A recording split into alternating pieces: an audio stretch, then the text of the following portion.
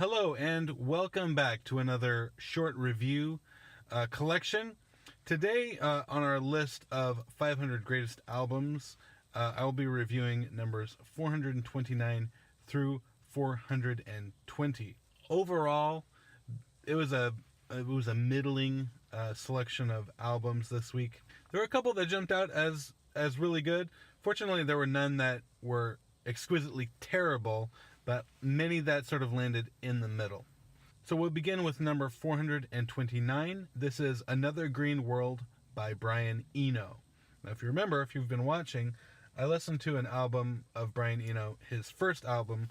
I listened to that in the last section of 10. So I did not enjoy that almost at all. So going into this one, I sort of carried a little bit of that baggage with me. Fortunately, I was pleasantly surprised, which is always something that's good when you're listening to something new. This album is tough to categorize because it includes a little bit of sort of early synth pop, but it's largely ambient music, almost like background environment sort of sounding music. It has a lot of cool, just like interesting sounds that morph from one section to the next, and some are really they're almost like miniatures. Like if you know Chopin's piano miniatures, they're just like a single idea that is condensed into to form a single emotion,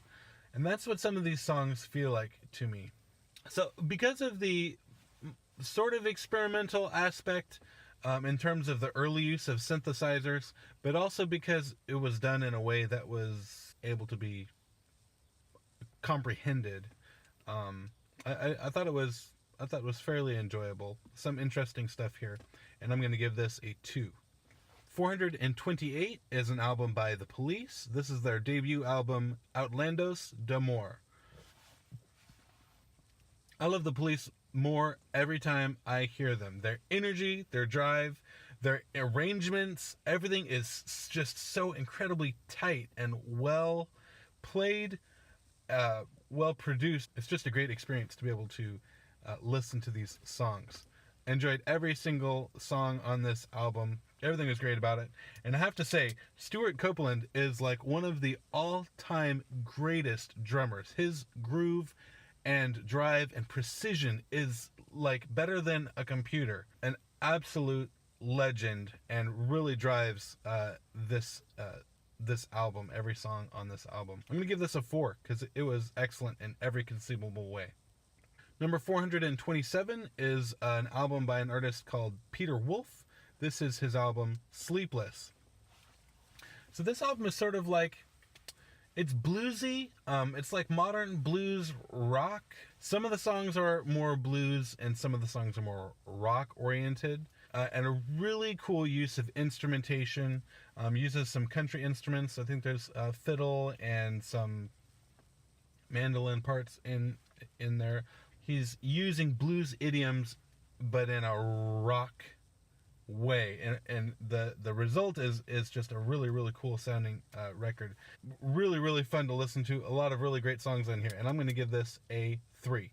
Now, number 426 I almost didn't listen to because it is a live album, and I know I talked about not listening to or skipping greatest hits albums, but live is almost greatest hits. I did listen to it. This is At Budokan by Cheap Trick. It's basically the same album that I heard. It was earlier in the list, so much of the same songs. It's better, like they perform it better live than they actually do on the standard record. I don't generally get too excited by live albums. I'd rather hear how they meant to do it in the studio. So it was all right. It was for me not amazing, not fantastic, and I'm going to give it a 2. Number 425 is an album by Graham Parsons. This is Grievous Angel. This is pretty standard country rock stuff. Again, it sort of sounds like he's ripping off the Eagles, even though it was exactly the same time that the Eagles were doing their thing.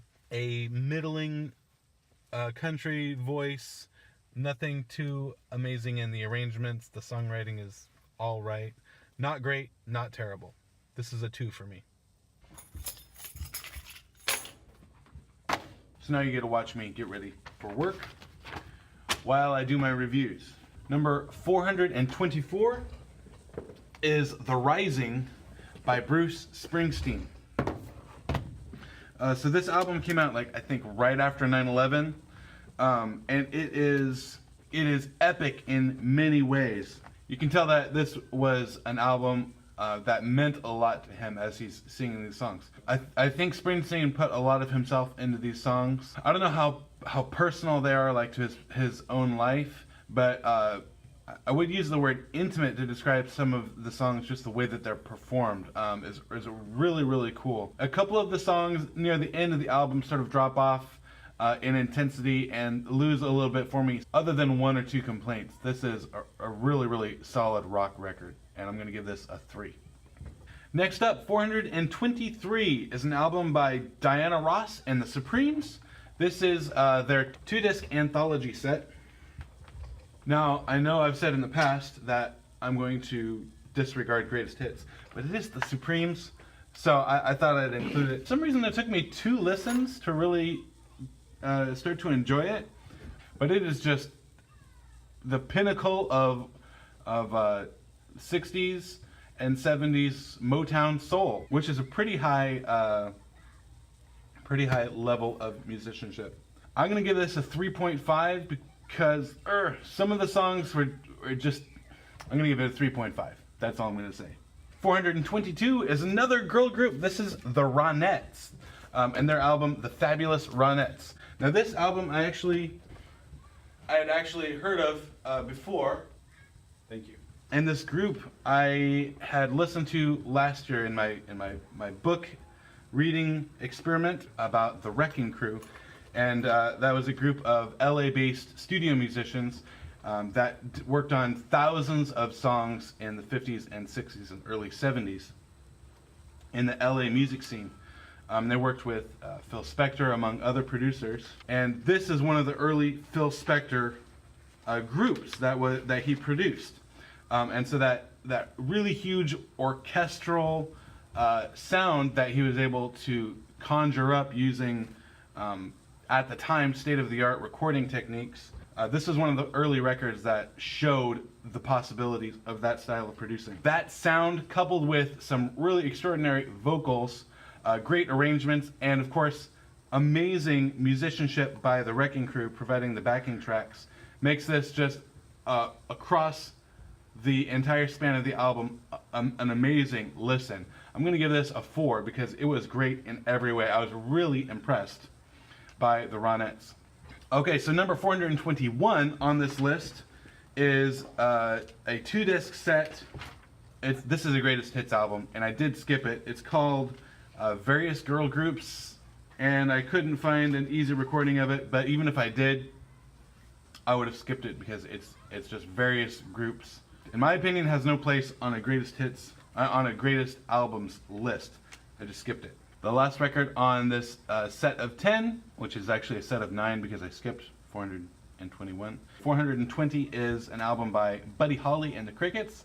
This is the Chirping Crickets, and it's basically pretty standard 50s rock and roll, guitar-based rock and roll.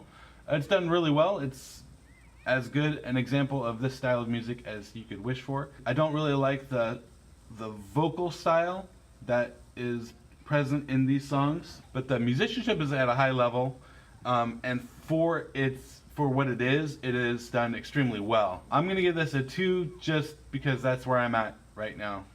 Thank you. So that is another set of 10 albums in our 500 greatest albums of all time list. Next week we've got some electronica. We've got Paul McCartney coming up, and finally, almost 100 albums in, we finally get to the first album that I've listened to before this experiment. So that should be a lot of fun. If you liked what I'm doing here, hit like. If you want to be notified when I have new videos, of course, hit subscribe. Leave me a comment if you agree or disagree with any of my comments, and I will see you later. Have a great week. Thanks.